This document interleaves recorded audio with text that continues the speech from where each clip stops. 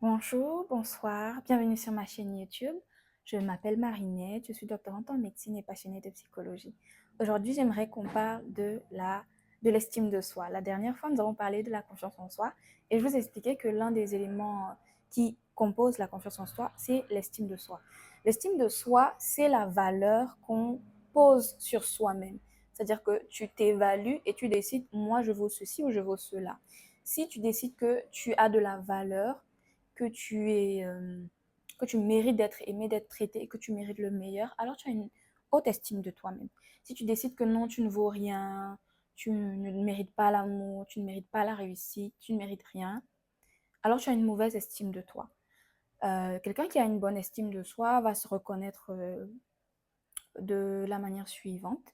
C'est quelqu'un qui, par exemple, lors d'un entretien d'embauche, va y aller et va dire un truc du genre oui, je suis tel, je sais faire telle chose et je suis un atout pour votre entreprise parce que X, Y, Z et vous gagnerez en m'embaucher parce que j'apporterai telle chose à votre entreprise. Je suis un atout.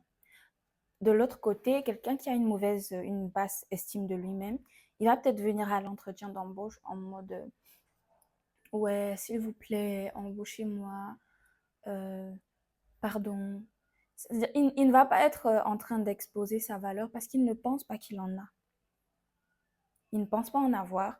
Donc, il sera en train de faire comme s'il il rendait un service, comme s'il était en train de demander un service à l'entreprise, que s'il vous plaît, embauchez-moi.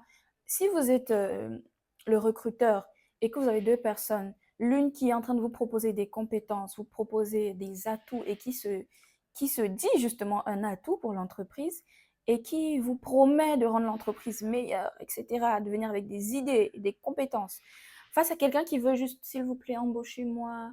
Enfin, c'est pas une œuvre de charité. Vous allez embaucher la personne qui propose des compétences, qui propose quelque chose, qui va apporter quelque chose. Et ça ne veut pas nécessairement dire que la personne qui a une mauvaise estime d'elle-même n'est pas compétente. Ça veut juste dire qu'elle ne sait pas se vendre. Il y a une adage chez nous qui dit que on t'achètera au prix auquel tu te vends. C'est-à-dire que si tu viens, peu importe la compétence que tu as, mais que tu t'exposes aux gens comme étant quelqu'un de nul, de, de, de pas digne, etc., c'est exactement comme ça qu'on va te prendre. Et c'est pourquoi les gens qui ont une haute estime d'eux-mêmes iront généralement plus loin dans la vie, qu'ils en aient les compétences ou non, qu'ils le méritent réellement ou non, simplement parce qu'ils savent se vendre. Et ils y croient en fait, genre, ils ne sont même pas en train de mentir, ils croient vraiment qu'ils sont compétents, qu'ils ont de la valeur, qu'ils sont un atout. Dans les relations, ça peut être par exemple en amitié, ça peut être cet ami-là dans votre groupe d'amis qui accepte tout. Peu importe à quel point on le rabaisse, on le, on l'insulte, on lui donne toutes les tâches serviles, tout ce que personne ne veut faire. On lui dit de le faire, il le fait, on le rabaisse, il accepte. Il est juste dans un mode de ouais, je suis juste contente que vous m'acceptiez, content ou contente que vous m'acceptiez parce que je ne mérite même pas votre amitié, mais comme vous me la donnez, en fait, je vais accepter tout. Je vais tout accepter. Merci, merci d'être mon ami. Merci d'être mes amis. Et oui, si vous voulez insulter moi, rabaisser moi, il n'y a pas de souci. Bon, c'est pas exactement comme ça que la personne va l'exprimer, mais c'est comme ça que ça va ressortir au final. Parce qu'elle accepte tout, juste parce que elle veut être acceptée. Elle ne pense pas mériter d'être aimée, mériter votre amitié. Donc, elle fera tout pour rester là. Genre, elle ne sait pas pourquoi vous l'aimez, mais elle va tout faire pour que ça continue. Donc, peu importe ce que vous allez lui dire ou faire, elle va l'accepter. C'est peut-être vous. C'est peut-être vous, cette personne dans le coup d'amis, je ne sais pas. Dans ce qui concerne les relations amoureuses, par exemple, je pense à ce qui s'est passé avec Vanessa Caicero récemment. C'est une femme qui est très belle, qui est très drôle, qui est travailleuse. Et pourtant, quand on regarde les mecs avec qui tout le temps elle se met, c'est pas la crème de la crème. Notamment le dernier, le baby daddy, comme les Anglais disent, qui, selon ses dires, l'a battue pendant qu'elle était enceinte, l'a laissée évanouie par terre, est partie. Elle dit qu'elle pourvoit pour lui, c'est-à-dire que c'est elle qui le nourrit. Il vit dans sa maison à elle, elle porte ses enfants, elle s'occupe de lui. En plus, elle accepte quand il la trompe. Et ils continuent ensemble. Il l'a battue pendant qu'elle était enceinte de son propre enfant. Elle a vu un psychologue, elle a continué avec lui. Pourquoi? Pourquoi est-ce qu'une femme qui est belle, intelligente, travailleuse, drôle, accepterait d'être avec ce genre de personne? Parce qu'elle-même, elle ne se rend pas compte de sa propre valeur, en fait. Elle n'est pas consciente de ce qu'elle vaut. Son estime personnelle, c'est-à-dire que la valeur qu'elle se donne à elle-même, fait qu'elle pense que ce genre d'homme-là, c'est ça qu'elle mérite. C'est pourquoi elle continue à en avoir plusieurs comme ça. Et c'est exactement ça le problème d'avoir une mauvaise estime de soi-même. C'est que on va rester dans des amitiés qui nous nuisent, dans des relations amoureuses, dans des mariages qui nous nuisent, dans des entreprises où on ne nous traite pas à notre juste valeur, parce que nous-mêmes, on ne sait pas quelle est notre juste valeur. Parce que dites-vous bien, si vous vendez à moins que ce que vous méritez, on va pas venir vous dire, ah non, hein, toi tu mérites plus, va, prends plus. Ah, si vous vendez les beignets au marché, vous dites, non, c'est 10 francs. Ne croyez pas que quelqu'un va venir vous dire, non, ça vaut pas 10 francs, je vais acheter ça à 100 francs. Non. Les gens vont soit l'acheter à 10 francs, soit vouloir même baisser encore le prix avant de prendre ça. Et c'est comme ça la vie. C'est pourquoi il est important de savoir sa valeur à soi, d'être conscient de sa valeur et de se vendre au prix qui est juste dans les amitiés, dans les relations amoureuses et dans le milieu du travail. Maintenant, comment est-ce que si peut-être vous êtes retrouvé dans cette description à un moment ou à un autre, qu'est-ce que vous pourriez faire pour bâtir une estime de soi plus saine? le, Dans le livre The Courage to be Disliked, l'auteur, il dit en fait que ta valeur est dans le fait que tu existes en tant qu'être humain. En anglais, ils disent human being. Ce n'est pas ce que tu fais qui te donne une valeur. C'est ce que tu es. Le simple fait d'exister te donne une valeur. Et pourquoi je prends cet argument, ce livre-là? Parce que comme je disais dans la vidéo précédente, dans notre société capitaliste, beaucoup de personnes vont bâtir leur valeur sur ce qu'elles sont capables de produire. D'ailleurs, la majorité. C'est-à-dire au niveau académique, professionnel, relationnel, ce qu'on est capable de produire, c'est sur ça qu'on va baser notre valeur. Et le problème avec ces choses, c'est elles sont pas constantes. Si tu bases ta valeur sur ton métier, le jour où on te vire, pour toi, tu ne vaux plus rien. Si tu bases ta valeur sur le fait que tu es intelligent, le jour où tu échoues, pour toi, tu ne vaux plus rien. C'est pourquoi parfois vous allez voir des premiers de la classe ou des personnes qui étaient simplement considérées comme très intelligentes, par exemple échouer au bac et vont boire de l'eau de Javel parce que c'est des personnes qui avaient basé toute la valeur de leur existence sur leur performance académique. Dans le jour où il ou elle ne performe pas et se dit je ne vaux plus rien, vas-y, arrêtons ça. Ça vaut pour professionnellement, ça vaut pour relationnellement. Il y a des gens qui se donnent, qui mettent fin à leur vie parce que leur go ou leur gars les a quittés. C'est-à-dire que tu avais placé toute ta valeur dans cette relation avec ces personnes. Et les êtres humains sont changeants. Si tu places ta valeur dans un autre être humain, tu es mal barré. Ne place pas ton estime personnelle dans un autre humain, dans une relation avec un autre humain, dans un métier, dans tout ce qui est faillible ou qui n'est pas éternel, ouais, vous voyez où je veux en venir. Donc, le psychologue, oui, c'est un psychologue qui a écrit le livre en question. Donc, dans le livre Le courage de ne pas être aimé, il explique ça et dit en fait que ce n'est pas ce que tu fais au niveau du travail, dans tes relations qui font ta valeur, c'est ton existence en tant qu'être humain. Il illustre en prenant l'exemple d'une grand-mère. Il te pose la question, si ta grand-mère devait mourir aujourd'hui, est-ce que tu serais pas atteint? Tu serais atteint, tu vas pleurer. Alors que des fois, ça fait même longtemps que tu n'as pas parlé à ta grand-mère. Ta grand-mère n'apporte concrètement rien, certainement, à ta vie de manière matérielle. Peut-être que tu lui parles même presque jamais, mais si aujourd'hui on t'appelle, on te dit, ton ta grand-mère est décédée, tu vas pleurer. Pourquoi? Parce que son existence, à elle seule, avait de la valeur pour toi. Et ça vaut pour tout le monde. Oui, parfois on pense que non.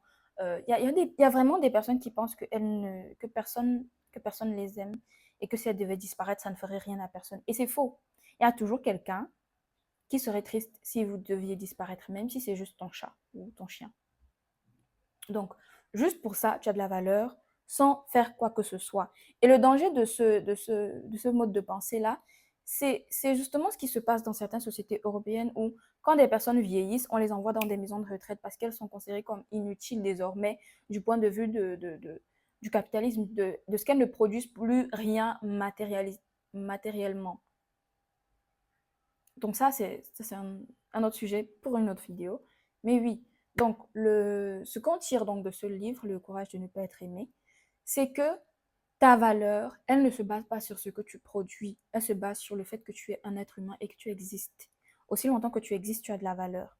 Maintenant, ce que j'aime encore plus, ok, je vous ai dit de ne pas baser votre confiance en soi sur votre métier ou sur vos relations aux autres humains. Sur quoi la baser?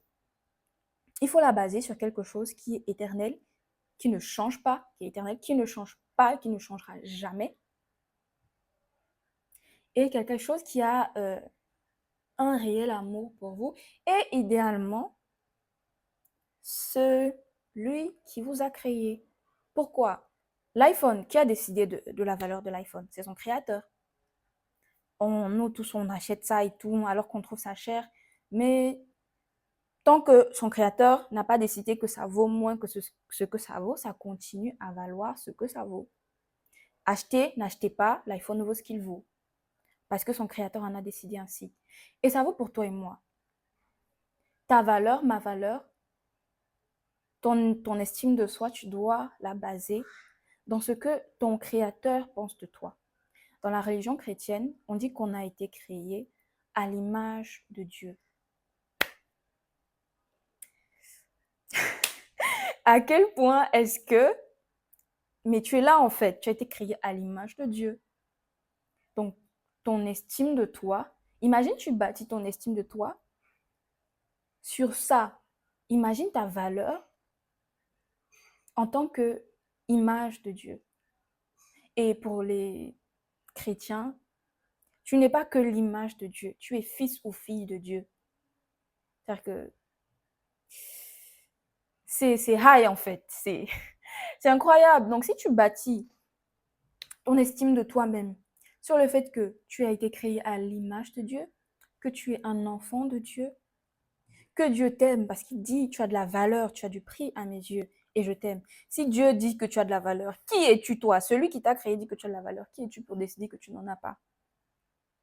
Et comme je prenais l'exemple tout à l'heure avec l'iPhone et son créateur, tant que ton créateur aura décidé que tu as une valeur aussi incommensurable que, c'est-à-dire une valeur aussi haute que quelqu'un qui a été créé, que l'image de Dieu, qu'un fils de Dieu, une fille de Dieu, dis-toi bien que il n'y a rien que quelqu'un pourra dire ou faire pour changer ta valeur. Mais le problème, c'est que si toi, tant que tu ne te rends pas compte en fait de ta valeur, tu continueras à te vendre comme étant moins que ce que tu es. Et ce qui est vraiment fantastique, comme je disais tout à l'heure, Dieu ne changera jamais. Il n'a jamais changé, il ne changera jamais. Ce qui fait que ta valeur est constante. Ta valeur ne va jamais diminuer parce que tu seras toujours enfant de Dieu. Ça, c'est pour les chrétiens, bien entendu. Dieu nous aime d'un amour qui dépasse, en fait, qui n'est même pas comparable à l'amour que les gens sur Terre peuvent procurer. Et quelqu'un qui, et pas à cause de l'amour de Dieu, en fait, cette estime de soi et cet amour de soi, c'est-à-dire que le créateur, ton créateur, a décidé que non seulement tu as de la valeur, autant de valeur que une image de Dieu, mais aussi que tu mérites l'amour de quelqu'un d'aussi parfait et d'aussi puissant que Dieu lui-même. Bon, mériter, c'est trop dire, hein, mais en tout cas, tu l'as. Tu l'as, cet amour. Donc, si tu bâtis ton estime de soi là-dessus, peu importe les circonstances de la vie, les hauts et les bas, les épreuves, les échecs, etc., ton estime de toi ne va jamais être bouleversée. Ce ne sera pas comme des montagnes russes. Oh non, j'ai réussi au travail. C'est-à-dire que je vaux quelque chose. Je ne réussis pas, je ne vaux rien. Non, tu vaux Tu as de la valeur aux yeux de Dieu et il t'aime. Tu as été créé à son image. Et si tu as accepté Jésus-Christ dans ta vie comme Seigneur et Sauveur, tu es un fils ou une fille de Dieu. Imagine si tu bâtis ta valeur sur ça. Imagine juste. Imaginons. Donc, je n'ai plus rien à dire aujourd'hui. Bâtissons notre estime de nous-mêmes sur la bonne base. Si vous aimez ce genre de contenu, abonnez-vous, likez, commentez, partagez. À la prochaine!